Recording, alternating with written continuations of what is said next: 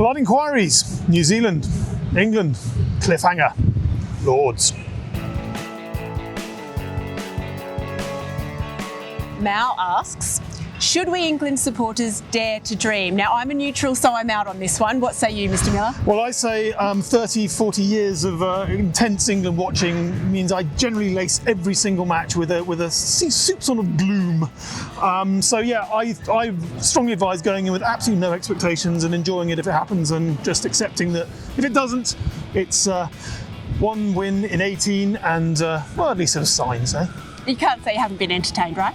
I've been entertained. Jitin asks, when Broad is in that mood with that energy and the crowd behind him, is there a better sight in Test cricket? I love seeing him get everyone G'd up. What about you? I love it. It's glorious. I mean, when those knees start pumping, it's such a cliche, isn't it? His knees start pumping. He's exactly like Curtly Ambrose in that respect. Every now and again, you just know, he's on one. And the lunacy of that hat trick. I mean, that was perfect. I mean, back in 2011, Trent Bridge, he took out his first hat trick. Famously had Harbhajan Singh with a massive inside edge for the second one that would have been not out had India endorsed DRS.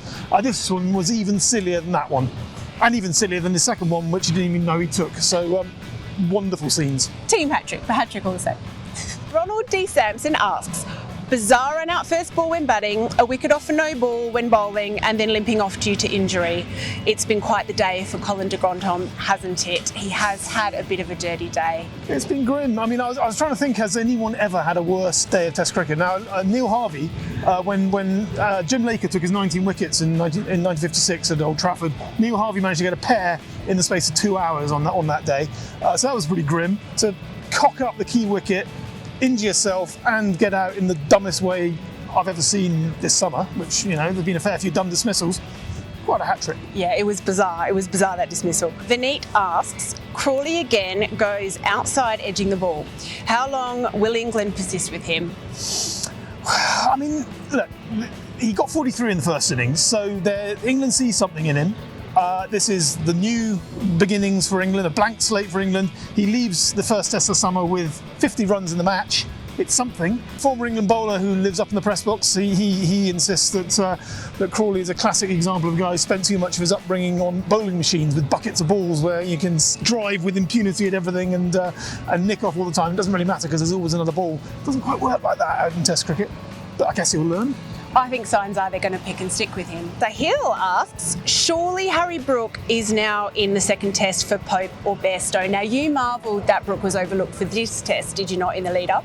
I did. I thought, given everything that Baz McCullum was saying about, you know, strike while you're hot and, you know, endorse form and all the rest of it, a guy who's averaging, 160 odd in the championship and you know, is nailing it in every format of the game as well, he's too hot to ignore. I'm reluctant to bin off Bairstow, to be perfectly honest, just because, you know, he got that century in the Ashes, and I do think that if he puts his mind to red ball cricket, he is the missing link in that medal order. But he's got to stop getting bold, it would help.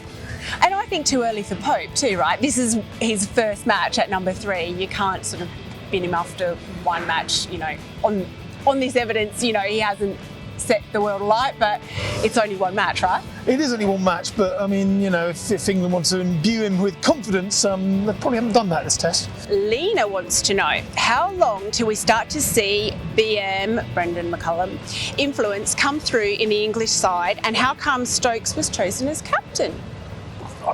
Stokes was chosen captain because Root was no longer captain. There was no one else. Although I'd have gone for Broad, but you know, that would have been stupid as well. I mean, you can't expect McCullum to change the world in one test, but I think we've seen already England diving around the outfield, injuring themselves in the cause of productivity, and going out and batting all guns blazers. It's signs. They're certainly exciting. It's been a joyful test match, and you can't say that about most of England's defeats. Not that this isn't necessarily a defeat yet, but if it is, it will be a joyful defeat, and that is an improvement. They're a lot more assertive in the field, and I think, you know, we've got to sort of put that down to some kind of change, be it McCullum's influence or something else. But, you know, there is evidence there, I think. Watch this space. Solsticks wants to know, would Ben Stokes drop Ben Stokes from the team seeing the shot that he played? No, Brendan Stokes won't drop Zak Crawley for the shot he played. He won't drop Ollie Pope with the shot he played. He won't drop Johnny Best over the shot he played. And Eccles, this is a bit more of a statement than a question, but he says Andrew is losing partners as fast as Root does. We like to think of it as gaining, do we not? Absolutely, and strike rotation, which is absolutely crucial when you're trying to rebuild a team. You know, got to get everyone involved. Make sure everyone gets a strike. So there we go. Bring it on. Till next time. Thanks for watching ESPN on YouTube, and for more sports highlights and analysis, be sure to download the ESPN app, and for premium content plus live streaming, make sure to subscribe to ESPN Player.